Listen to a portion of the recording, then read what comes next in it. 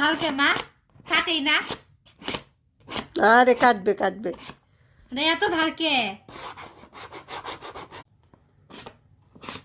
ধারকে মা কাটে। আরে কাটবে, ভালো করে ধরে কাট। সেই দাঁত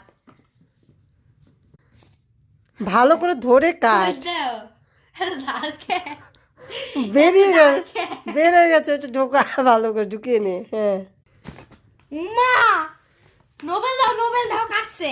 ওই তো সোজা করে কাট, এবার সোজা করে কাট, হ্যাঁ সোজা করে ভালো করে কাট। বাঁকা হচ্ছে তো কাটাটা, হাতে নিয়ে কোন দিকে কাটা যায়, রেখে কাট নিচে।